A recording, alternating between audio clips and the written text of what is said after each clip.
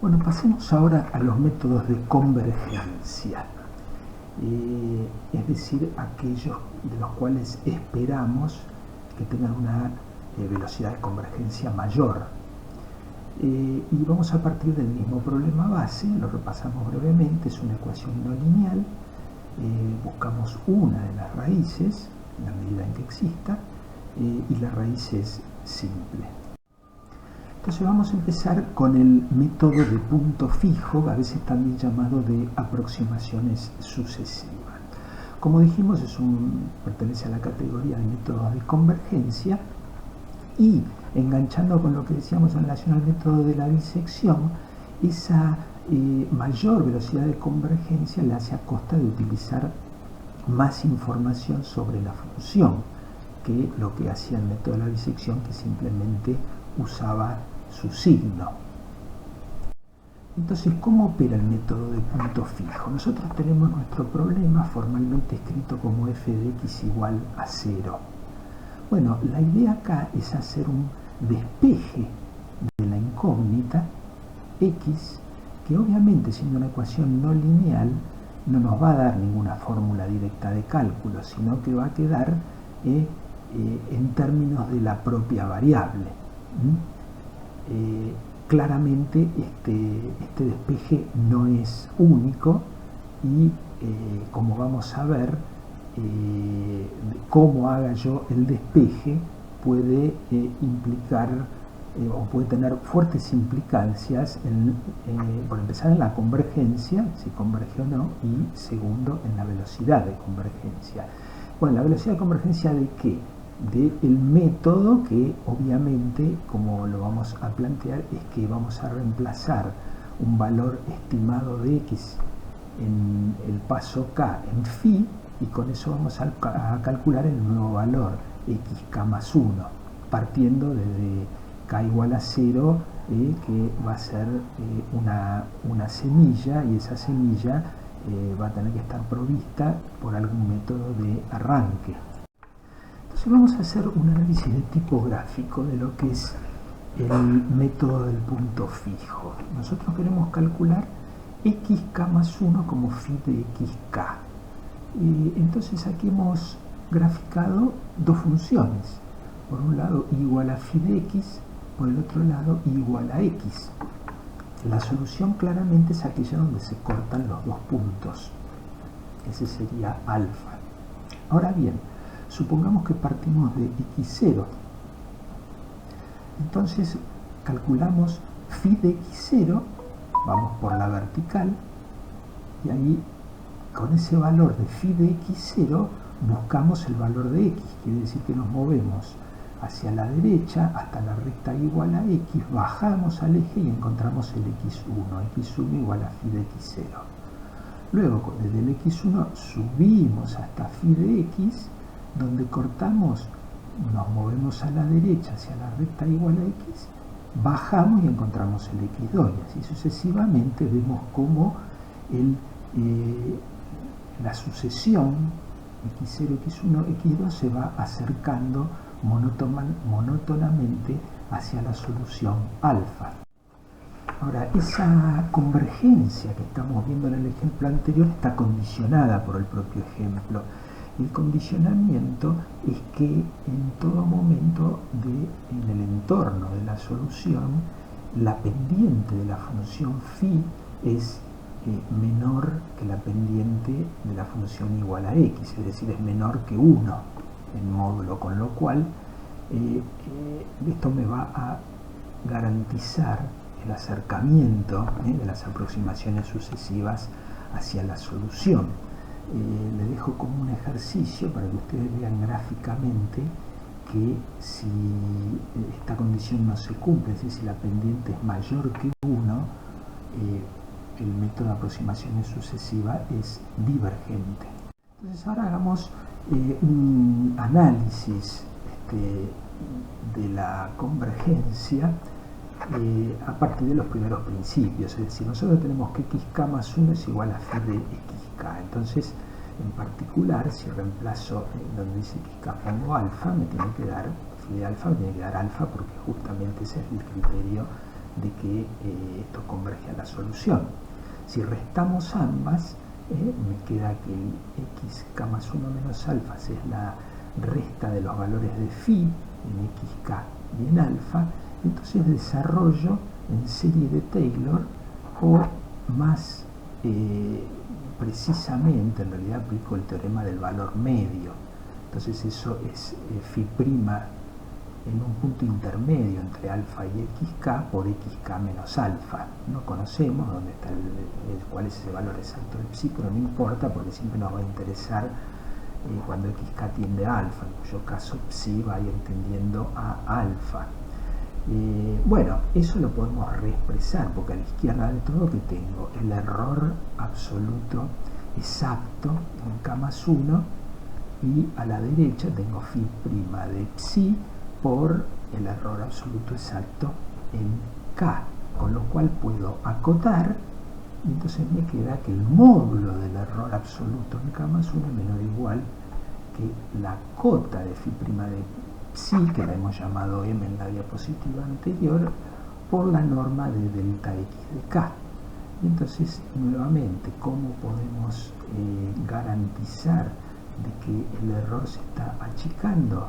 Y pidiendo que m sea menor que 1, es decir, reobtenemos la misma condición que habíamos obtenido por el método gráfico.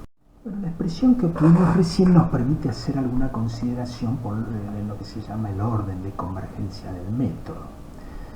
Y nosotros teníamos que phi' de psi, entonces marca la relación que existe entre los errores absolutos en k más 1 y en k. Y habíamos dicho que psi es un número que va tendiendo a alfa, de modo que prácticamente esa relación es phi' de alfa. Entonces vamos a suponer que phi' de alfa es distinto de 0. Si esto es así, entonces lo que nos está diciendo esta relación es ni más ni menos que hay una reducción lineal del error de truncamiento. Es decir, el error de truncamiento en el nuevo paso es un valor cuasi constante multiplicado por el error en el paso anterior. Eso es reducción lineal con un factor igual a phi' de alfa. Que la reducción sea lineal es lo que se conoce como orden de convergencia 1. Entonces concluimos que el método de punto fijo en general va a tener orden de convergencia 1, y al mismo tiempo como la relación entre los errores, el factor que surge de dividirlos es phi' de alfa, está claro que la convergencia también va a ser tanto más rápida cuanto menor es phi' de alfa. Es decir, cuanto más horizontal es esa función phi de x cerca de la solución. Un comentario recordando los métodos iterativos que vimos para sistemas de ecuaciones algebraicas lineales, Jacobi, Gauss-Seidel, etc.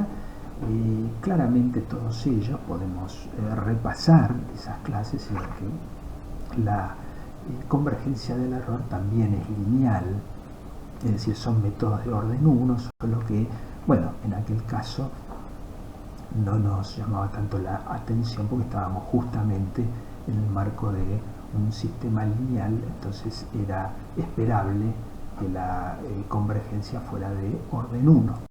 Bueno, vamos a jugar un poco más con esta relación que obtuvimos antes, de una forma muy parecida también a la que hicimos con métodos iterativos en sistemas lineales, y lo hacíamos en ese caso con la matriz de iteración, y en este caso tenemos phi' de psi. Entonces acá lo que hacemos es sumar y restar phi' de psi por x en k más 1, y entonces la expresión resultante le tomamos módulo, con lo cual me queda esta desigualdad debido a la desigualdad del triángulo o triangular, y entonces aquí puedo juntar el término de la izquierda con el segundo término de la derecha.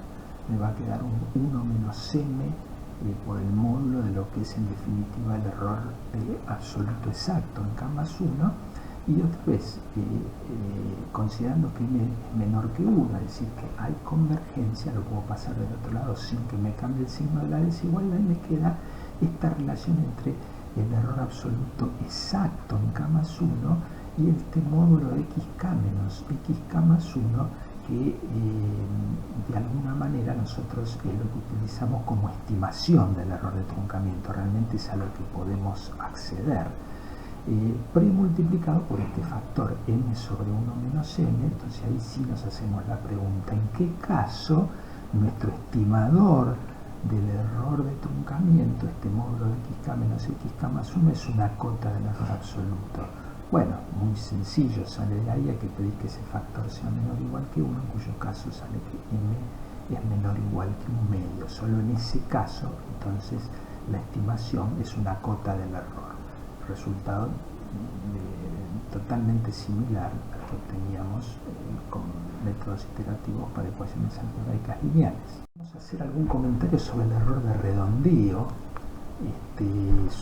No habíamos dicho nada de esto cuando vimos métodos iterativos para ecuaciones lineales, entonces los comentarios que hagamos acá también valen en el sentido de que en un método iterativo no hay acumulación del error de redondeo porque cada iteración es como un nuevo comienzo, digamos. Entonces el error de redondeo solo se puede manifestar en el propio cálculo, en cada paso iterativo. Entonces depende de esa fórmula de cálculo. Entonces, en todo caso, lo único que uno tiene que verificar si es que detecta algún mal comportamiento es si la fórmula de iteración no tiene incorporado algún mal condicionamiento. Bueno, vamos a cerrar esta parte del método de punto fijo con un ejemplo, tratando de buscar una de las raíces de esta función cúbica. En particular esta raíz que ya estamos dando un valor preciso a 9 decimales. Entonces acá sobre la derecha tenemos 1, 2, 3, 4, 5 formas distintas de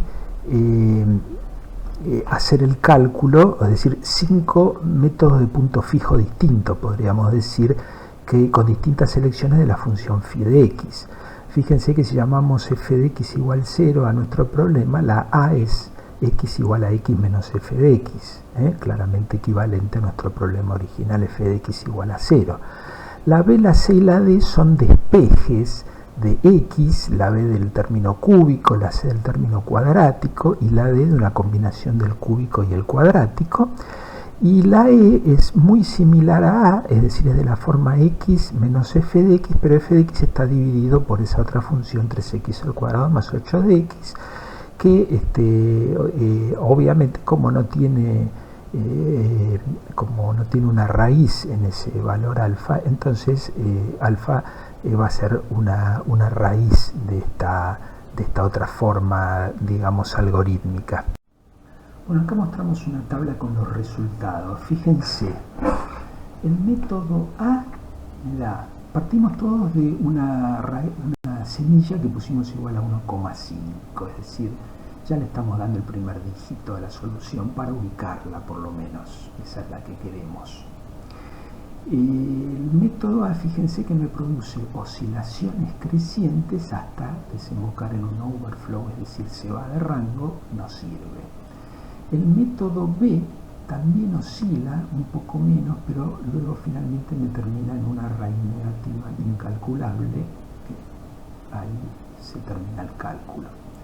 El método C sí converge, pero lo hace con relativa lentitud. Fíjense que apenas íbamos ganando casi un dígito en cada iteración, entre 1 o 2 dígitos, pero ahí hasta llegar en la iteración 14 a la precisión buscada. El D converge y lo hace en forma un poco más rápida que el método C. Llega en 11 iteraciones, pero ya en la 9 estaba casi ahí. Y el método E, un método muy extraño porque ya en la segunda iteración, fíjense que tiene 5 dígitos. Y se le suman otros 4 en la siguiente iteración, y ya en la cuarta iteración tenemos todo. Entonces, comportamientos muy distintos de todos ellos. Entonces, dejando de lado los métodos que no convergieron, nos quedan C, D, E, y acá lo que hacemos es la relación entre la estimación de los errores en cada paso. Es decir, estoy en el paso K, calculo la diferencia con el xk menos 1, me da la idea del error en ese paso, el error de truncamiento, y lo divido por justamente lo que era la estimación del error de truncamiento en el anterior. Nosotros dijimos que el método de punto fijo es orden 1, de modo que deberíamos obtener que esto es relativamente constante, y eso se cumple tanto en C como en D. Fíjense que en C a 2 dígitos se me ha clavado casi en menos 0,51, entonces eso quiere decir, por un lado, que la convergencia es oscilatoria, porque la relación de los errores tiene signo menos, que significa que si en un momento subestima, en el otro sobreestima, y por otro me dice que en cada iteración gano medio dígito, ¿sí? O sea que necesito casi 2 iteraciones para tener un dígito, que era más o menos lo que observábamos.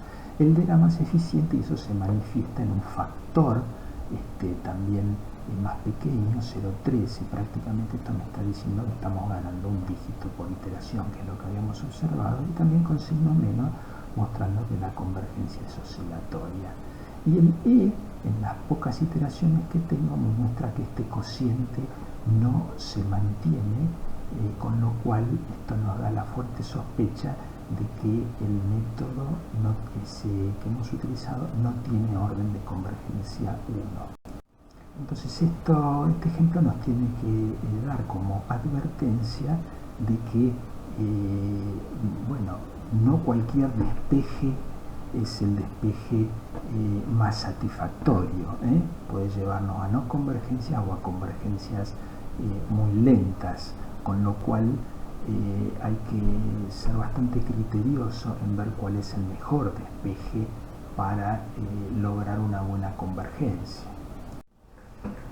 Adicionalmente nos ha quedado este método E, que de alguna manera se nos sale, ¿no? Se nos sale del marco de referencia. Esperábamos un orden de convergencia 1, yo estoy diciendo que esto está mostrando que no es orden de convergencia 1, entonces nos queda por explicar qué es lo que está pasando ahí. Eso lo vamos a terminar de explicar más adelante.